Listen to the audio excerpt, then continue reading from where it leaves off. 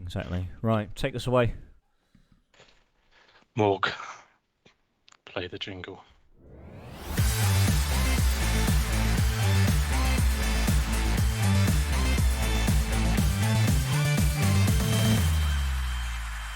My favourite sound on a Monday night.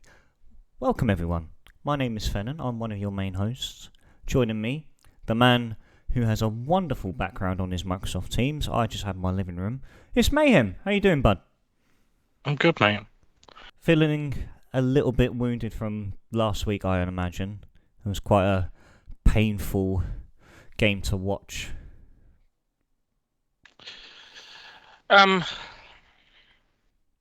Yeah, conflicting, because you think at times in the first half we were decent.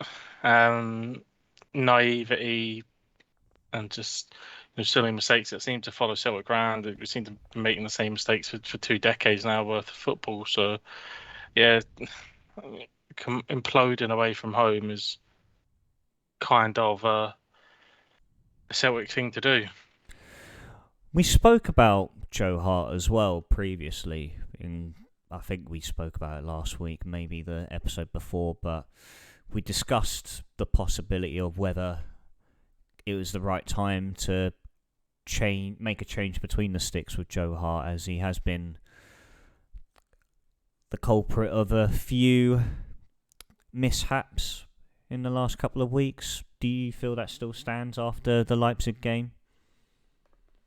I think there was definitely calls. We brought in the boy from Dundee United, and there was, he had a really good season at Dundee United. I can't remember his name. Begins with an S, though, I know that. But the Swiss goalkeeper, yeah. I saw he yeah, wasn't on the bench though for the St Johnstone game. There was Scott Bain.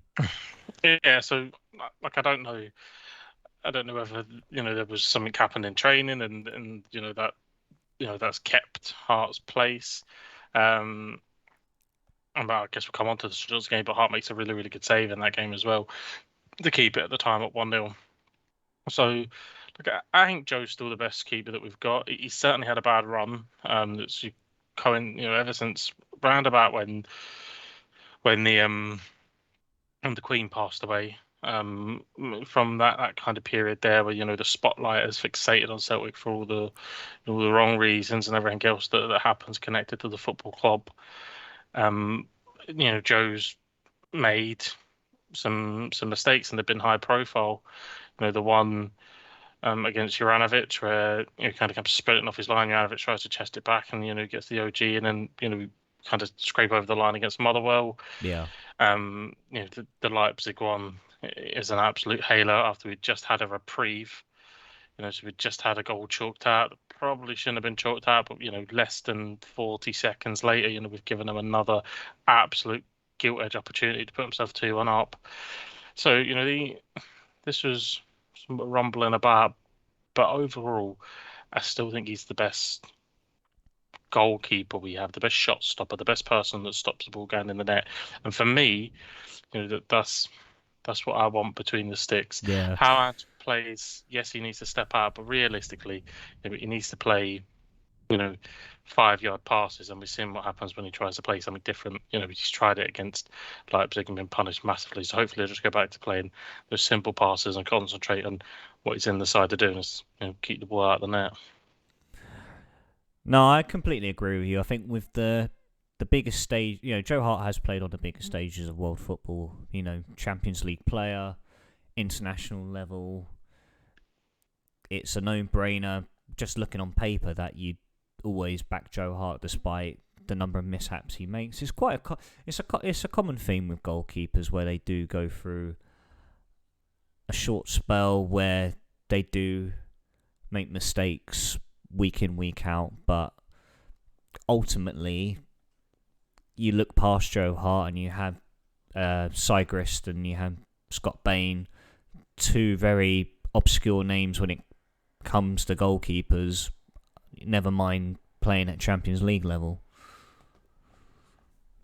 Yeah, look at the Silgrast, or whatever his name is. There've certainly been rumblings and in the support that he should maybe get an opportunity because he was decent at Dundee United. Obviously, that's why we brought him in, to have a competitive goalkeeper position rather than just no competition, because Scott Bain and Barkas last season weren't competition to Hart whatsoever. So he was brought in for that competitive nature. So we'll see what happens. But yeah, we had some really, really big chances in the Leipzig game before we fell behind. And if you don't take these chances at this, this European level, then you'll get punished. When by the time that Nkunku goes round, Joe Hart and slots it in, we should have been one up. As Callum gets caught and obviously he injures himself trying to kick it, and he gets caught and he's running back at, there just needs to be a wee bit more, footballing nous. You probably know you're hurt there, Callum. You probably know that you haven't got the rest of the game. Just foul him. Take the yellow card, foul him, stop the game, go down, go off. Just calm the game down, reset. Because at that point, we were having our best spell of the game.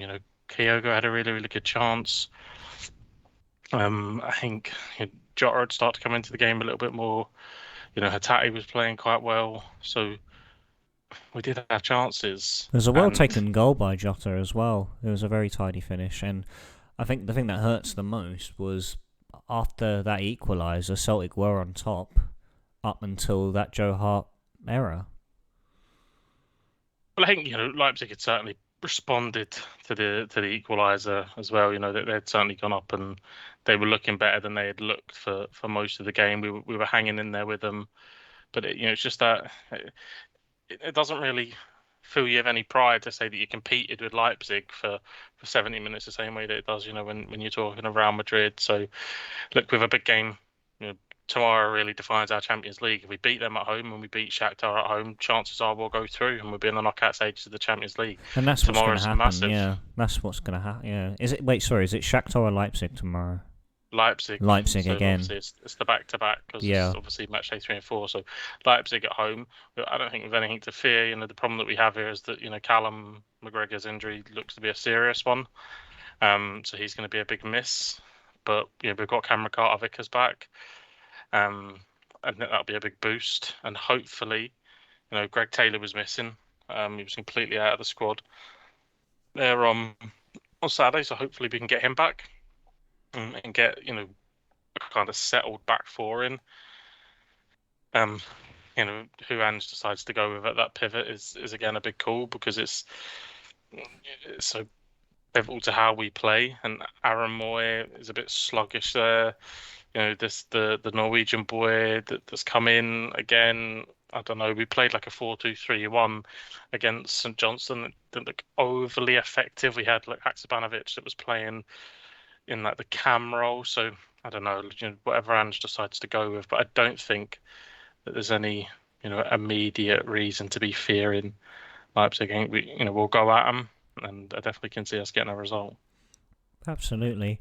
And going into that game, you're coming off the back of I wouldn't say it was quite a bounce back. Yeah, we were really staring in the face of a 1-1 draw with St Johnstone over the weekend, and thankfully Giacomakis pops up 95th minute, spares some blushes there, in essence, and sends however many hundreds of thousands heart rates through the roof. Without a doubt. I don't think I've ever jolted emotions in a match quite like that before. Because I was having to be quite reserved. The kids had some of their pals in, and the St Johnstone goal had gone in, and like I could feel my blood was like lava that we'd allowed them back in. It was really hard to contain. And then McCarthy, obviously the guy that's playing right wing back, pulls up, he's injured or something. James McCarthy gets onto it, taps it down. Yeah, it was very fortunate in the build up. Yeah, Bernabeu gets to the ball, whips it across. Giacomakis just kind of bundles it over, and Bedlam in the stands in Perth, Bedlam, I'm sure, and multiple Pure bars were in limbs. Glasgow.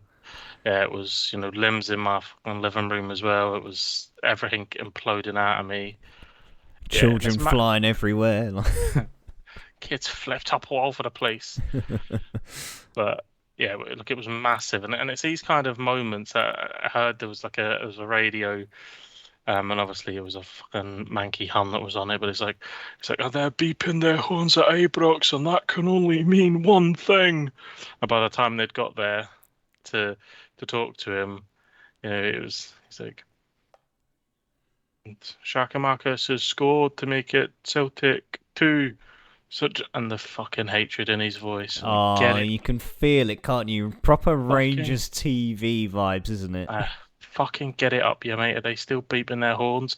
Chris Boyd having to fucking chew his own tongue as if he doesn't normally do that. The absolute fucking gargoyle, because he's sitting on the panel, and we've scored in the 95th minute. Haven't played particularly great, but we've got over the line, and ultimately, that's what champions do. And you have these games. You had plenty of them last season. You had Ross County away and Dundee United at home, but you just don't think it's going to happen, and it happens right at the death. And it's springboards. We've certainly needed a lift. They've been banging on about this stat about how we've only won one of our last 5 games. Yet we played shit against St Mirren, and then we had 3 Champions League fixtures. But I kind of get what you're saying, but they're trying to build that in. They're saying it's only going to be one of 6 that we've won, and I just felt massive. Again, Ange made a lot of changes with the team. Some enforced, some not. Kyogo didn't play any part of the game against St Johnstone. So there was massive calls. And if he draws 1-1 there, he has to take the flag. So Giacomakis digs us all out, and now we can rest up, rotate, and go again on Tuesday, because it's a massive game. So going into this Leipzig game, I mean, there was one player that stood out to me on Saturday against St Johnstone who had a flurry of chances, didn't take any of them. Would you start Leo Labada going into the Leipzig game? I see. For me, the problem is who would you start over him? If you're talking about starting Haksabanovic over him, then I'd probably start Haksabanovic. But if you're talking about Maeda, then I'd probably go Abada, because Maeda is so dreadfully out of form. It wasn't always the most technically gifted player anyway. Worked extremely hard, but he just seems to be playing with such a lack of confidence at the moment that I think Abada still would get in there, still back him to score over Maeda. Obviously, he had some real big chances down in Perth, and he didn't take them, and it almost cost us. And that's been the real springboard and staple of our Champions League so far, is that we just haven't taken our chances. Probably should have been a couple of goals up against Madrid by the time they started to get going. Probably should have beat Shakhtar Donetsk. And we probably should have been, at least 1 goal to the good when, Nkunku goes round Joe Hart, and then, Jacques scores at the start of the second half. So, but, ifs and buts on all that stuff. So what it boils down to is we haven't done that. We've wasted our chances, and we sit, bottom of the group. But, we have a great chance here where if we go and beat Leipzig, that, we set ourselves up in a position to, have Shakhtar at home in the next game, and if we win that, then that could be what puts us in the next round of the Champions League. Obviously, you've got to hope that Real Madrid go and do the job everywhere else. But yeah, it's a big game tomorrow, because I fancy us against Shakhtar at home. We really, really should have. Yeah, and it was the 2 home games against Shakhtar and Leipzig that, on paper, we were looking at them and saying, right, those are the 2 big standout fixtures where Celtic have to do everything to take maximum points. It's the two games that were the most realistic. That would be the case that Celtic come away with hopefully maximum points and firmly puts them in the driving seat for finishing second in the group. Otherwise, if you take 4 from 6, then maybe you're staring in the face of a Europa League place, which ultimately, based on that group, isn't the worst outcome, in my opinion. I think going into the Europa League is still would be quite a big competition for Celtic to go far in, and it's gonna be the case of hoping that, we know that Paradise will be packed out. There'll be a 12th man behind the side, and we just need one of those big nights at Parkhead, really, don't we? Yeah, look, Leipzig will know what they're walking into. They were there a couple of seasons ago in Odson Edouard. Obviously scored the winner and we beat them 2-1 there. Yeah. Their manager was there against, when we played Salzburg a few years back as well. So it won't be a surprise as to what they're walking into. They'll understand, the noise is going to come. They'll understand the atmosphere, and the occasion that's going to be presented to them. But Celtic have just got they've got to start to impact these games, mate. They've got to start to leave their mark the way that they did, in the O'Neill era, in the Strachan era. It can't be, we play all this lovely football, we compete with Real Madrid for 16 minutes, then we implode. We go and batter Shakhtar Donetsk for 85 minutes, give them one chance, and they bang it in the roof of the net, and we don't take some of the really, really gilt edge opportunities that we had in Poland, that we go and play as well as we did for the first half in Germany and come off 1-0 down, and then start the second half, get an equaliser, and then just kind of retreat back into our shells. None of these mute points ultimately mean anything. To mean that we've still got 1 point, we're still bottom of our group, and at the moment, again, it's another European campaign, but we've not really left. We've left footnotes and 10-minute stints. What we need is a performance. Performance for 90 minutes. Our big players to really come to the forefront and really show up. Hatate, Jota, whoever he starts up front. I mean, if I didn't already, I have a real affinity with Giakoumakis. I don't know if it's a striker that's wearing number 7 scoring goals and that helps him, but I really have an affinity with Giakoumakis. And to me, he's just... I would start him for that rough and tumble, 60 minutes, and bring Kyogo on for the half hour. I think that could be see Kyogo in the league, bagsman, absolute bagsman, far too good. But see, in Europe, where I just think that sometimes we could do with an outball. I know that's really old and cliched way to put it, but sometimes we could do with an outball, and he's going to play right up against those centre backs, really going to bring others into play. He's always going to be someone that Matt O'Reilly can clip the ball into and hit. I would go with Giakoumakis. I think Ange loves Kyogo, and I think he'll go that way. But I would go Giakoumakis, Jota, and Haksabanovic, and then I think you've got the options and of the pace to bring on if we do need it. Kyogo, for the last half hour. Leah Labada for the last half hour. If we really need to go up a level, I think that the midfield, the front two, Hatate and O'Reilly pick himself, then who do you go with? I mean, that may well be the game plan, like going into that game.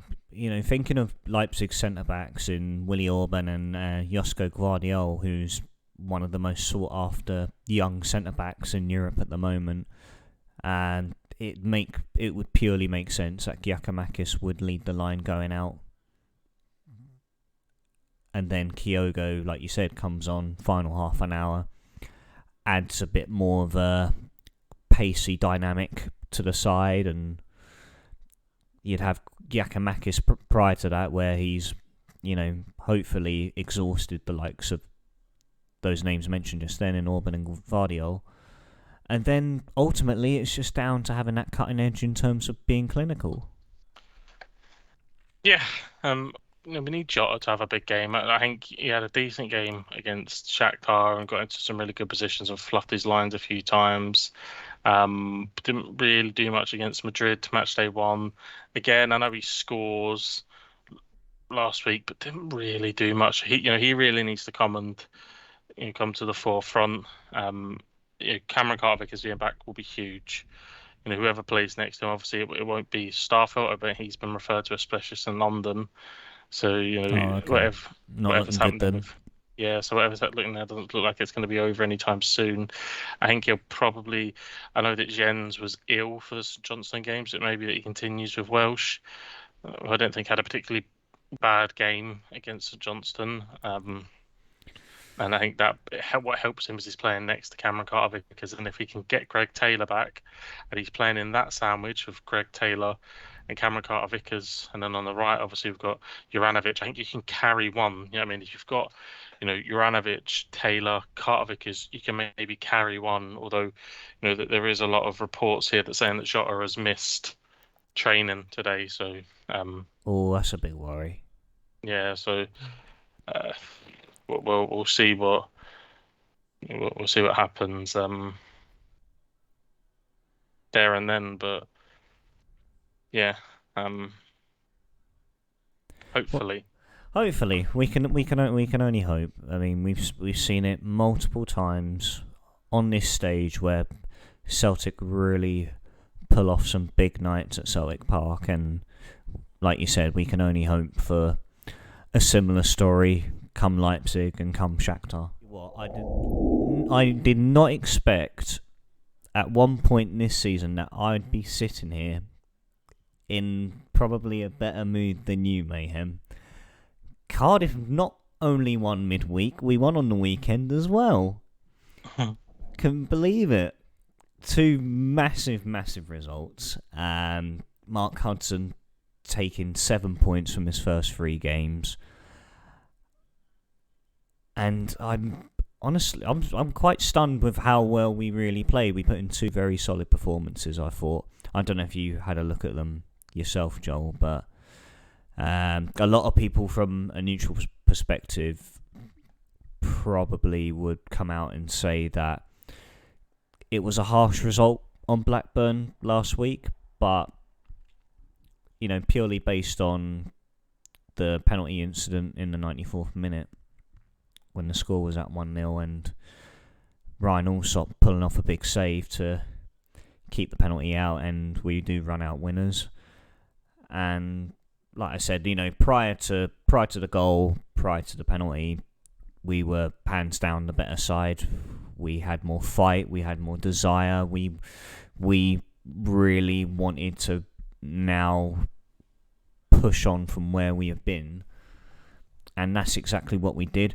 Callum Robinson has been the biggest difference maker coming into that side. Out of all those new players we brought in, Callum Robinson is hands down the most influential player we brought in. The way he manages to, drag 2 or 3 players with him and open up space for our wingers, and depending on if we go O'Dowda and Ojo on the wings, or if we start with Harris as a partner up top to Robinson, he just seems to really be an attracting threat from opposing defenders, and it was the case of that last week in the Blackburn game. Again, drags 3 players with him, pulls a lovely ball back to Mark Harris, who hits. Honestly, I don't think he's ever scored a goal like that ever, and the connection he makes on the ball is Pavard equivalent to that goal he scored against Argentina in the, I believe it was the World Cup a few years back. But honestly, if you look at the goal from a different angle, the way he just makes connection with that ball and just pinpoints it top corner was pretty special to watch. But I feel like the decision to give the penalty was wrong, because after the foul by Allsop, the ball does ricochet to another Blackburn player who squares it across to Bradley Dack to convert to equalise, but referee pulled it back for a penalty, fortunately enough for us, and if anything it justified the handball incident that we had earlier in the second half, where Nkunku puts a ball in, Dack's got his arm out. Like, it's not the case of, the most relatable incident I can put it to right now, and we'll get onto it, is the Gabriel handball in the Arsenal Liverpool game. But it's a, completely different scenario where it's a cross ball in, his arms clearly extended, and the referee gives nothing for it, and then pulls back an advantage, which led to a goal and gave the penalty. And again, like I said, fortunately enough, Ryan Alsop goes the right way and keeps the penalty out. And so, again, big result against a big side. A team. I mean, Blackburn are a team that you'd expect to be in your top six every season if they're in the Championship. I feel they're always one of those teams that you do now expect to be pushing themselves back up into the top flight. They're at that stage now, Blackburn, and so that was an absolutely brilliant result. When we followed that up on the Saturday away to Wigan, a team that I truly believe has a worse home following than we do. DW Stadium looked like the Titanic Survivors Club, mate. It was I cannot believe how empty it was. Redonkulous. 25,000 seater stadium, and they probably sold out about 10%. We took 1,100 down there ourselves. Yeah, it's not. Wigan's it's a rugby town, isn't it? Yeah, it is. I think, they're not too far from. I think they're not too far from St Helens, I want to say. No, St Helens, I believe. Yeah. So, and they've won like the Super League 4 years in a row or something, couldn't they? So, you can understand why they struggle. And I mean, they haven't got to go too far, and they hit Man United, Man City. All those kind of clubs. So it's tough going for them, but yeah, absolute tin pot club. I see the actual highlights for the Wigan game, and I watched them before we went live, and yeah, it looked like it was a really, really good performance from Cardiff. And yeah, buzzing for you to pick up a few wins and move yourselves closer to the top six rather than the bottom three. Yeah, 6 points off of top, actually, I believe. So the Championship turns around so quickly that you go on a good run, and all of a sudden you find yourself in a promotion push where you lose 3 games in a row, and all of a sudden you're back in the dogfight. So we all know that you've kind of got to mitigate your way through these earlier months, and it's going to be so heavy, the front stacked because of the World Cup. Get yourself in a position, build that platform, and then really kick on after Qatar. But I think we've both voiced our opinions on Mark Hudson and his lack thereof experience in this realm. But he's had a really positive start, so long may it continue. I feel he's firmly put his name in the hat for the permanent job now as well. It's only fair to say. Like I said, he got 7 points from his first 3 games, and again, we followed that up on Saturday with a brilliant performance against Wigan. Apart from when they did get that consolation, there was that 5 minutes of anxiety that kicked in, where whether it was going to be the case of that we bottle a 2-0 lead and do a typical, Cardiff outcome, and I think that's where the anxiety comes from, though, isn't it? Because if I honestly believe that Celtic would have just sent out the game against St Johnstone 1-0 up. We'll see this out, and we didn't. I was fuming. Obviously, we get the goal, but if that was 1-0 in Europe, I'd be thinking we were going to shit the bed straight away. So I guess that anxiety feeds off from the crowd into the players. And the home support was in such low numbers that it probably felt more closer to a fucking home game for Cardiff. So the anxiety is probably feeding onto the pitch, that the away fans know that we tend to shit the bed here. So once they got the first one, there was a little bit of worry, but yeah, the free kick is unbelievable. I mean.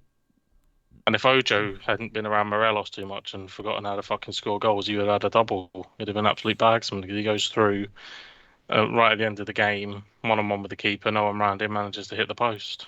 I backed him to finish that as well. He's found himself in a similar scenario like that where he did convert his chance, and was again just unfortunate with the finish. Hits the outside of the post, and realistically should have been 4-1. But I mean, the free kick from Ryan Wintle was just completely.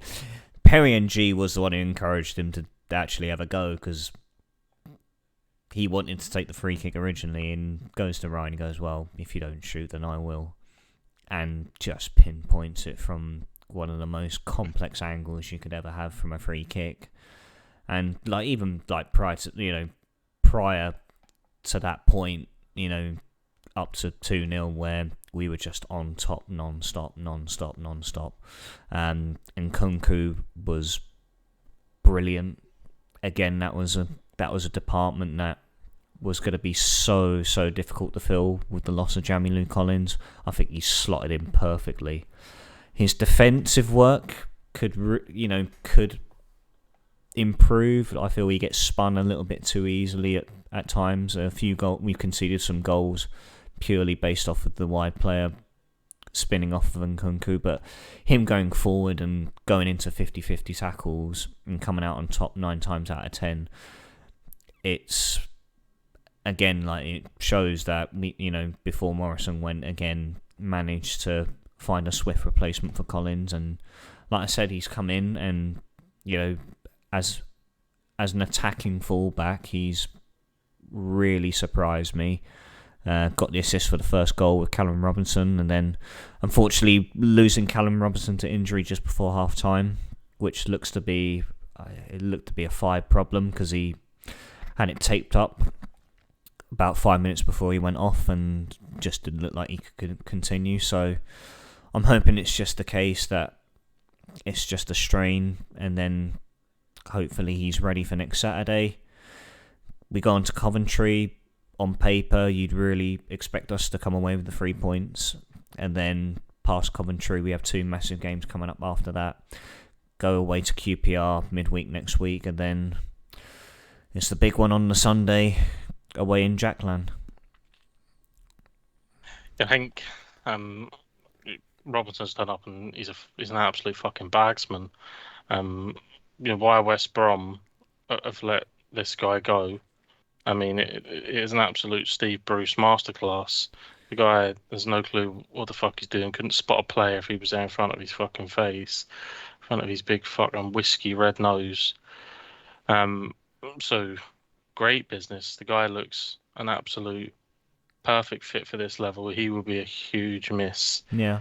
If he is to miss any game, but if as much as I'm sure Mark Hudson realizes his worth, because he's scored some important goals for him already in his short tenure. But and if Mark's saying what's acceptable, do we go to Coventry and and play probably not our best football, but we could probably nick something.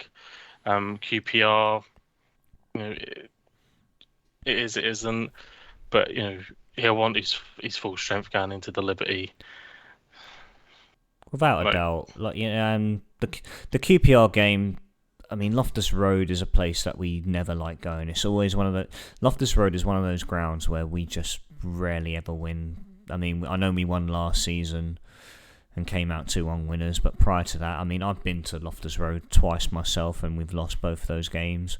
It's one of those grounds where it's a bogey ground. That's what it is. And I'm just hoping that Vincent Tan now doesn't, for whatever reason, smoke some of the funny stuff and decides to replace Mark Hudson with Steve Bruce. It sounds like something that Vincent Tan would do. And I think even Vincent Tan knows that's a bad idea. The only person this is the same man that brought in Mick McCarthy, so I don't think I can put it past him.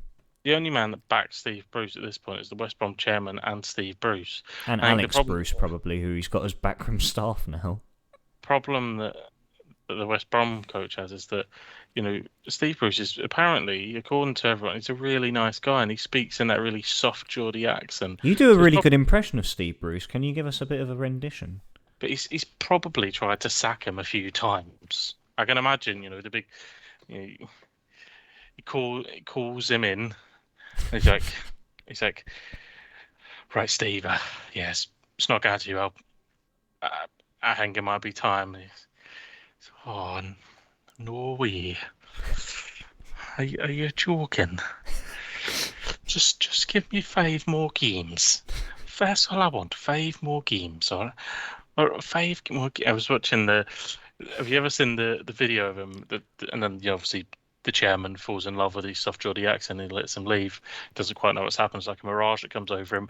But there was like that video where it's like some Steve Bruce. I don't know why it sums him up so well. But there's like he's in charge of Newcastle and there's a reporter at the back and he's like Steve, and I think doing anything nice on the weekend? And he's like, did you see? Do I like bacon? It's like, no, Steve, he didn't. It just shows how fucking far away you were. Oh, bless him. Oh, bless his little cotton socks, Steve Bruce. Snaps back to reality, and he's like, "Did you see? Do I like bacon?" No, but no, Steve, no. You were that shit at Newcastle. I think they probably thought about times of handcuffing you in a Newcastle shirt outside the Stadium of Light and just leaving you there. Just turning him and Mike Ashley into a Geordie centipede. One of them does talk a load of shit and one of them fucking consumes it, so fair play to him.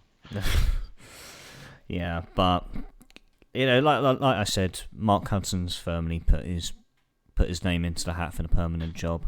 It makes sense. It sounds like an option that Tan is more than likely to take up.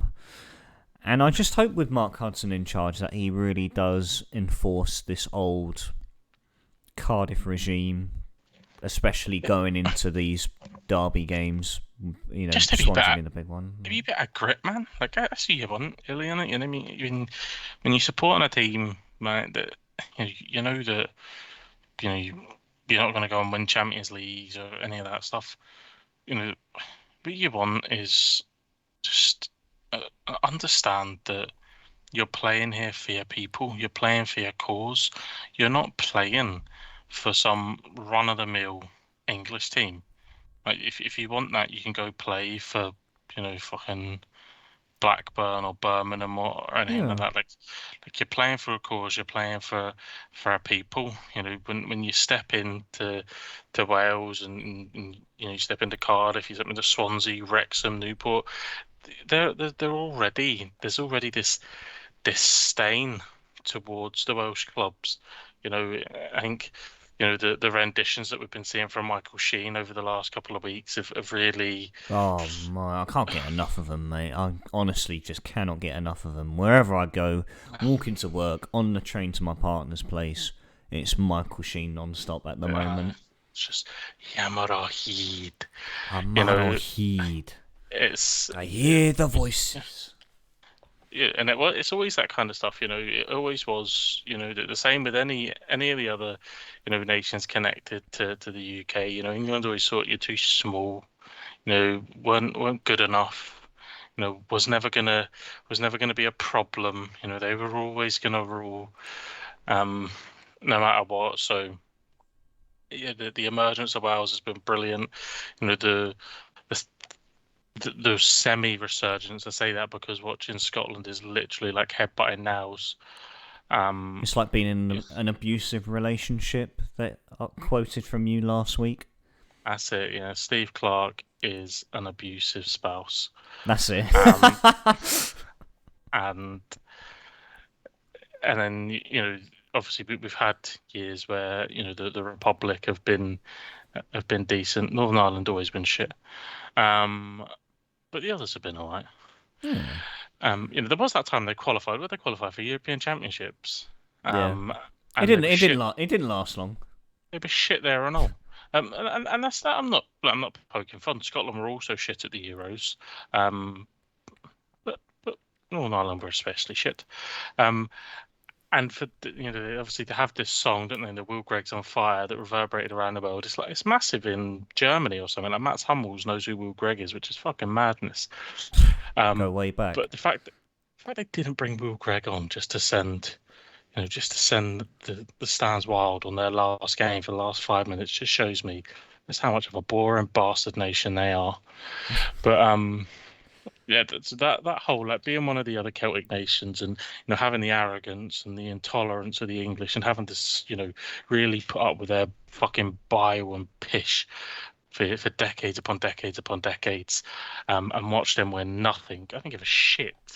I would say this though: I'd rather watch women's football than Burnley. So there it is. They get their honourable mention. Bravo. Based on that, we're going to move over to the Premier League action from this past weekend. Best place to start, it's got to be the Arsenal-Liverpool game. A game full of controversy, a game full of goals, and probably, I wouldn't say quite the nail in the coffin, but a long, long way back for Liverpool now. 14 points adrift from Arsenal, who are top of the Premier League right now. What are your thoughts on that, Joel? Well, shocked straight away. Not so much with the result. But obviously shocked with the position that Liverpool are in. But now it's time to stand up and be counted now for Liverpool, because will the owners hold their nerve? Game in hand, City, yeah. Who has a game in hand? Is it Arsenal or No, Liverpool? Liverpool do have a game in hand. I don't think it's Man City, because Man City have played one more game than Liverpool. It could possibly be... Oh, it could be an array of teams, to be honest. Liverpool play City this week, though, don't they? Perhaps, yeah. Yeah, I'm pretty sure that it's at Anfield. I'm pretty sure that they play them. Obviously, they'll play. They play the Yorks on Wednesday. So they'll be into, I think, City on the weekend there. But it's all about can you hold their bottle? Like, does Klopp get the time? This is a guy that's taken them to the multiple Champions League finals. He's won them the elusive Premier League, that he said he was going to do. Fair enough. He had no fans, but he said that they were going to win. He was going to win them the league. He has. They've won the big cup. But how long does he get in this modern age of football? If he was at another club, i.e. a Chelsea, maybe United, I don't think he would have got this amount of time. So he does need a big result. He does need something to turn. But on the other hand, Arsenal are showing us the benefits of holding a coach, even one as shit as Mikel Arteta is having, the impression that he's having at Arsenal. So it's a big couple of weeks. I don't think anyone wants to now sack anyone this close to the World Cup, because how long will they have before the players go off? But he needs some big results. But Arsenal really... My fingers got on the phone because of that. Arsenal at the moment really, really justifying their case of that they are able to compete with these big teams now. They beating Tottenham last week, beating Liverpool this past weekend. They're really, really putting a strong statement for challenging for the title this season, along with Man City, which is... I mean, it's quite the Arsenal of old, which we haven't really seen... Well, we haven't seen it in probably, a decade, if that, maybe longer. FM Belch is saying hello. But, yeah, I mean, look, if we're looking back at the Liverpool-Arsenal game in isolation, one really pivotal moment goes the way of Arsenal. And maybe a few years back, when I definitely had a real affinity towards Tottenham. That's since dwindled since I've stepped away and left England, and it really is just Celtic now. But maybe a few years back, it would have felt a little bit harder, and it had been coming from a place of maybe a little bit more bias. But for me, it should have been a penalty. I mean, I've been saying now I don't know how long I've been saying that Trent Alexander-Arnold is a myth. But it seems that the rest of the world is catching up. Although he's an absolute baller for sticking in the top corner against the Huns, so don't go too hard on him. But when it comes to defensive ability, he is the Madeleine McCann of defenders. He is missing, and he has been for a while. So look, they've got real problems. But in terms of Arsenal, big season, and I think there was a stat that came out of Matches a Day now that after that win, or maybe it was last week or something, but whatever points total they're on or was on, a team has never then not qualified for the Champions League. So they're in a really, really strong position. I cannot see anyone but City winning the title just because Haaland's a freak. So the man's an absolute cyborg, and just despite their victory over the weekend over who did they beat? They beat Southampton, didn't they? 4-0. Who is it? Yeah, it was Southampton 4-0. Yeah, despite only contributing one of those goals, like you could still back him to easily hit the 40 mark this season. But back to the Arsenal Liverpool game, like I don't get how this decision has not been overturned with the handball on Gabriel. I mean, look, before we deep dive into VAR getting it wrong again, which always seems to be we should probably open that up as a segment. There's a line here that's saying from Effenberg saying that if Trent is a generational talent, then Reece James from the future, right? I've said this to my brother multiple times. In fact, we've had him on, him well. He's a bit of a fucking head case, right?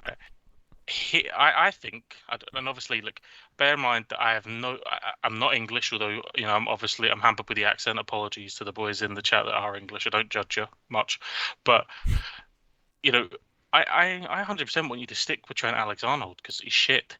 But for me, Kieran Trippier is the best right back in England and consistently gets overlooked from an overall basis. Reece James is maybe better attacking. Trent Alexander-Arnold is maybe better attacking. But for me, overall, as a completely outsider that would want nothing more than England to get pumped by Iran, pumped by the US, pumped by Wales, and fuck off home, for me, he's the best right back. And it just seems that he's over. Well, I don't even know if he gets played. To be honest, I don't watch him. I just for the last couple of weeks, he does still get picked for Chelsea. But I'm with you, Joel. To be honest, if I'm taking two English right backs to the World Cup, I'm taking Kieran Trippier and I'm taking Reece James. Right, Gabriel handball, blatant, isn't it? Oh yeah, 100%, mate. 100%. How does that not get overturned? I will never know. I feel bad for once for Michael Oliver because he's maybe caught a little bit unsighted. The linesman, look, what you're doing if you can't give that linesman, we may as well just refer everything to VAR. But yeah, the fact that VAR have looked at it, not given it, mental. Well, I was going to say, like before that VAR incident, there's a big thing that's come out from that game where the FA are investigating into an incident that did take place late on in that Arsenal-Liverpool game. I don't know how true this is. This is purely based off of speculation.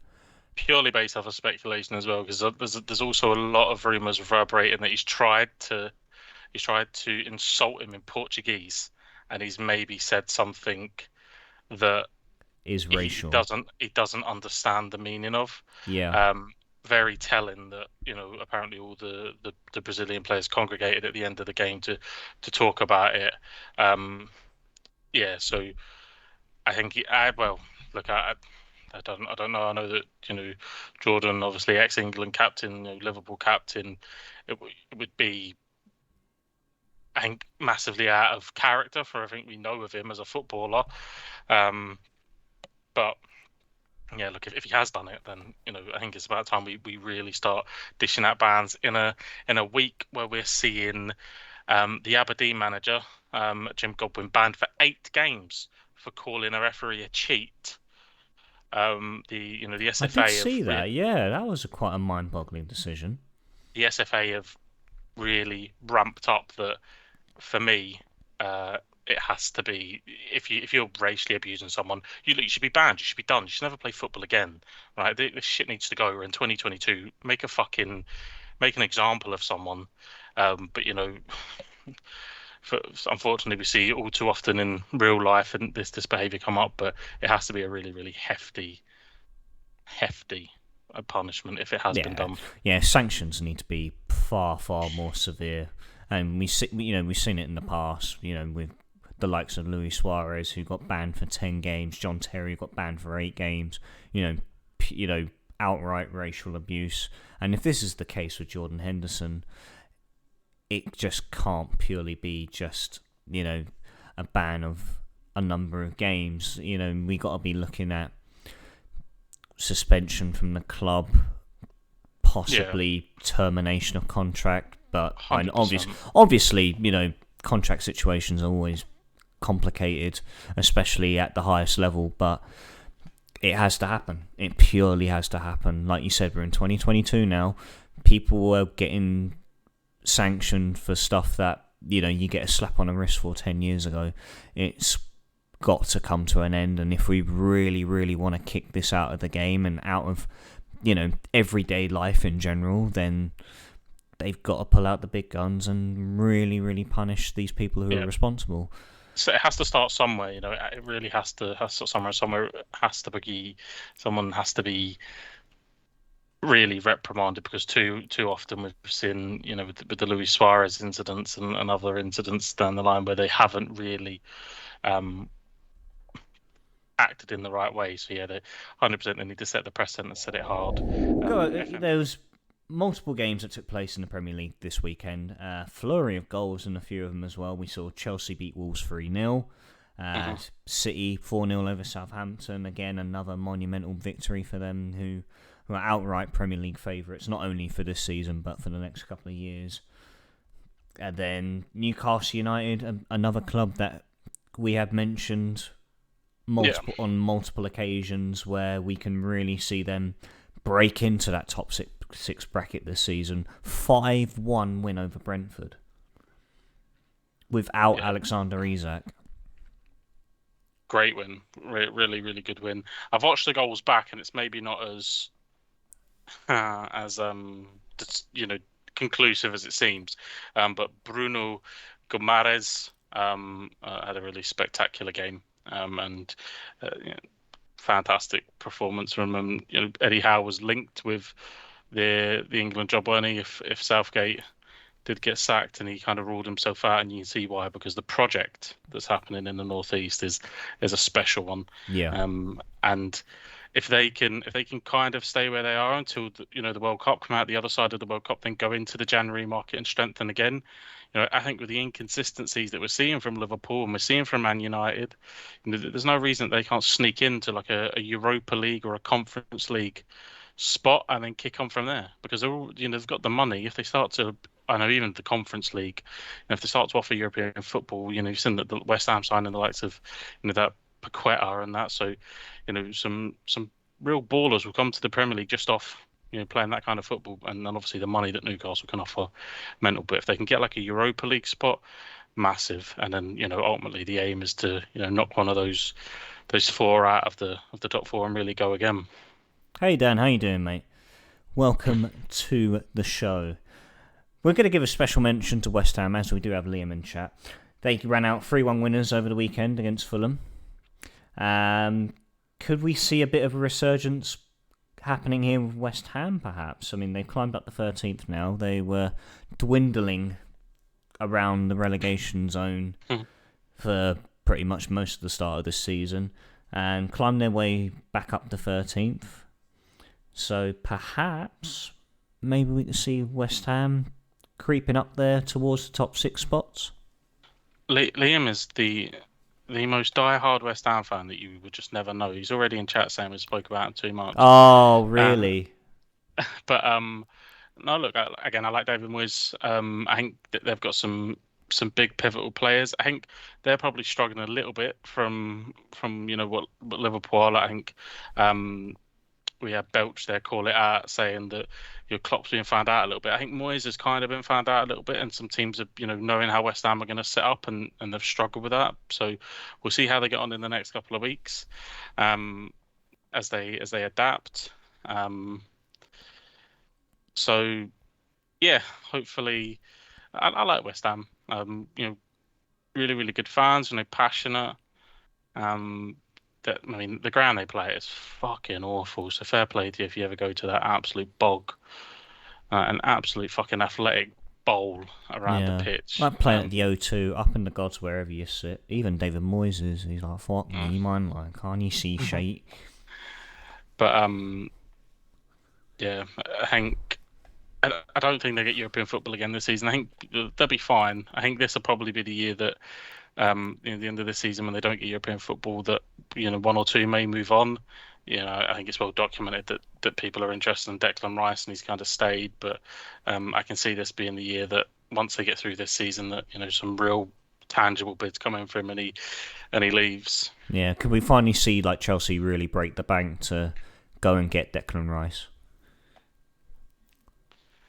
Yeah, I think the fact that Kante, I think his contract's up at the end of this season, so that frees up his wage budget. Having fitness concerns as well, where he's not really featuring as much.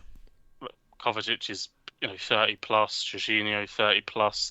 They have an aging midfield. He would come in, refresh it. That box to box midfielder. Again, I've told you before, I don't think he's as special as people make out, but he's a decent footballer. Isn't he an elite footballer? I think that's what happens a lot of times. You're the big fish at a small club. Liam's gone out. He's a Chelsea fan as well. Obviously, Mason Mount and him were best mates growing up, so we'd have that. Yeah, true story.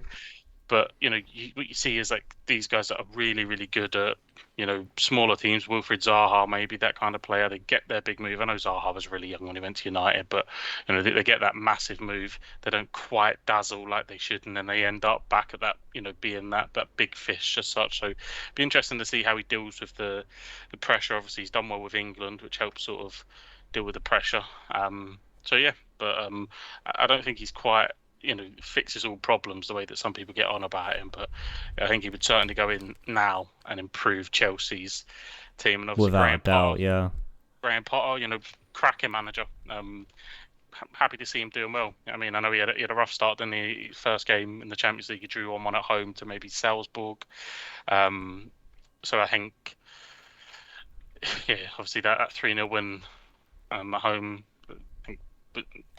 Who's that fella up front? They got like Borgia or something. He bagged for him. Oh, bro, yeah. The one that was on loan at Southampton last season. You're talking about Bellingham and Rice as if they're in the same bracket. But for me, he is a generational fucking superstar. What the boy's doing at 19 years old is madness, and just the way that he's always on the front foot. He's a special player, one that I hope gets a long-term injury, because he could certainly do things for England. But look, he'll go on to be an absolute superstar and play at the absolute in the Bundesliga. This is what happens with Premier League fans in the Bundesliga. Yous are all farmers now, mate. City are dominating. City are buying. Right? Yeah. Yous are all Bayer Leverkusen and Borussia Dortmunds now. Get the fucking hay and horses out, boys. That's the thing. Well, speaking of City, after United's onslaught they suffered last weekend at the hands of City, they bounced back as well this past weekend with a 2-1 win away at Goodison Park against Everton. Cristiano Ronaldo bagging his 700 club goal. He's all right, isn't he? He's not bad, is he? Unless he's playing in the Europa League against an absolute pony team, and then apparently he can't score from 3 yards. But yeah, he's all right, that fella. He's not too bad, yeah. Going against Nordsjælland, scoring a tap in and shoo! I know. Well, there was one a few weeks back. Was that the one you're talking about? Like they were playing someone in that. They were playing Maccabi Haifa, and yeah, he missed an absolute humdinger. But they were playing someone before as well, and they scored in that competition, and he sued, and I was like, mate, like you're playing. You know what? It was like when who did Tottenham play? Tottenham got drawn in the FA Cup against a team from like the 7th tier of English football. And you remember that Brazilian striker who's now at Fulham, that Carlos Vinicius, when he did the Mbappe celebration when he scored against them in front of like a capacity of 12 people. It's yeah, it is a wee bit cringe. I also like see when you see like even when it's like a fives pitch and you see like people that are over the age of 10 sue, mate, I want to fucking snap your legs. You know what? This is completely off subject, but back when was it? It was Christmas 2022 when I'd gone back home. This is completely off subject, by the way. And it was me, Liam, Cam, and Joe that went to the Furs. And I think it was Liam who picked up on it. Group of blokes walk in, and the first guy that walks in like chest puffed out, shoulders back. Just walks in and just goes, shoo. I can't be like, only in Bexley Heath. Like. I'd be swinging digs. Like, see if you sue and you're literally over the age of 12 and you sue, and I don't mean like get into court. See if you're impersonating a fucking Portuguese footballer, for fuck's sake, man. But yeah, no. About there's a lot of rice love in the chat, and I don't mean from the grain that you cook. I'm talking about the footballer. So controversial take. I told you it was a hot take back when I said it. It certainly is being received by Belch and Sam. You'd expect the person to receive it the hottest would be the West Ham fan, but Liam seems to take all abuse for West Ham, and of course he does. That boy has lived through far too many absolute dog shit teams. He's probably just got the imprint of Paul Konchesky stained on his brain, and he can't shake it every time he thinks of Dean Ashton. I'm not gonna lie, I still get nightmares of the playoff semi-finals when Ricardo Vazte tore us a new arsehole. Ricardo Vazte, mate, wow. I'm telling you, Marlon Harewood and. That's a throwback. Mate, there's too many. Shaka Hislop in goal. Shaka Hislop. My favourite ever West Ham game was that game that Bale scores in like the 92nd minute. Probably not Liam's. I think Liam does not want to remember that game. No. Yeah. I'll tell you what, speaking of United as well, what are our thoughts on Anthony so far? He's had quite a bright start to life in Manchester, hasn't he? I was watching, I think it was maybe the True Geordie podcast, and I think there's a fellow on there called Adam that's a United fan, and I think he absolutely, very rarely when he talks, don't listen to him because he talks shit, but he managed to hit this nail on the head where he says, I think he'll be like a nanny. Sometimes it'll take your breath away, and for a load of other times it'll just be completely irrelevant in the game. And I think that's probably what we're going to get from Anthony. You know, he's been brought from a massive price tag. Obviously bagged on his debut, a little bit quiet. Picks up a goal there against Everton. So, yeah, I think if it wasn't that 100 million price tag, you'd probably be saying decent business. But, because he comes with that price, the expectation is heaped on him. The same way it was with Pogba. And some people thrive. And others fall under. I think he'll be grand. I think he's got broad shoulders. He's got that Brazilian swagger. But I think there'll be certain games where he's amazing. And you're like, wow, what, how far can this guy go? And then other games where he's just completely elusive. Yeah. And, well, I mean, like Belcher said, he's got three goals in 3 games so far for United. One coming against City last weekend. And... Does he even want that counted? I think United just want that game expunged from their brain. Probably the best goal of the game, to be honest, with Anthony. To be fair, I think it's only other supporting teams. So the fact that Belch is a Chelsea fan, he knows he scored 3 and 3 because all the United fans had fucking turned off at half time. They had no clue he scored in that derby. No, they didn't. No. All the away fans were fucking Match of the day back. 2 told them what happened. And it was that Yeah. commentary. I think we said it last week. It was that commentary, wasn't it? On Match of the Day was brilliant. I hope it's replayed. It was like, I once asked Alex Ferguson if City would ever go into a derby as favourites, and he said not in his lifetime. Now Now it's it's every every time. And then looking at next weekend's fixtures, United are really going to be put to the test. They are at home, but Newcastle United may well be an interesting outcome. But I think Newcastle will come through. Sorry, I think United will come through Newcastle at Old Trafford. You know the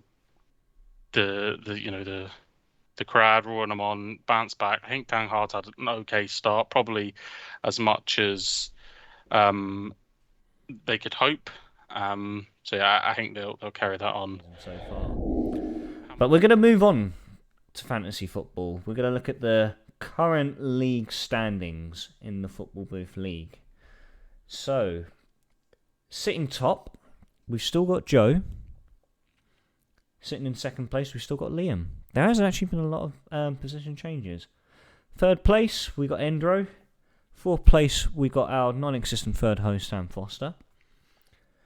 And then this is where one of the changes take place. I've moved up to fifth now, overtaking Mike. Joel has stayed in seventh place. Savagery. Cam's moved down a spot, back down into ninth. And then based off of this game week, you, in fact, Joel, came away with the most points. I know, mate, and I've gone nowhere with it, so I'm a little bit disappointed, if I'm honest. But I'm a little bit pissed off that you're moving up and I'm staying there. But as long as I'm above Cam, that gap's getting bigger. That's fine. Yeah, we can take that. But, yeah, I've got 2 free transfers to make, and I'm kind of at a loss at the moment. I really don't know what changes to make. I feel. Well, look, you heard it here first, because I'm thinking about dropping Luis Diaz. He's about to bag a hat-trick. Well, I think he's injured as well, and I was looking at Luis Diaz. He's worth 8 million at the moment. I'm pretty sure I have about 0.4 still in the bank, just sitting there. And I think it's time to shift Luis Diaz and bring in one of... I don't even know. Who would I have? I would have 8.5 million. So who could I replace him with? The fuck is Bruno Fernandes? 9.8 million. Explain it to me, please. Oh, he's definitely gone down though, because I'm pretty sure that's just based off of last season. I don't know how well he did towards the end. I don't think he did that well towards the end of last season, but I know he had a good start to life at United. But then again, yeah, that price shouldn't really be justifiable for Bruno Fernandes. Yeah, 9.8 million, that's ridiculous. Yeah, I've got 8.4 million if I take Luis Diaz out. I don't think I can put Foden in because it'll be too many City players. I don't know, I'll have to have a tinker.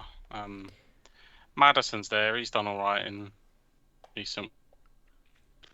And Anthony's at 7.6.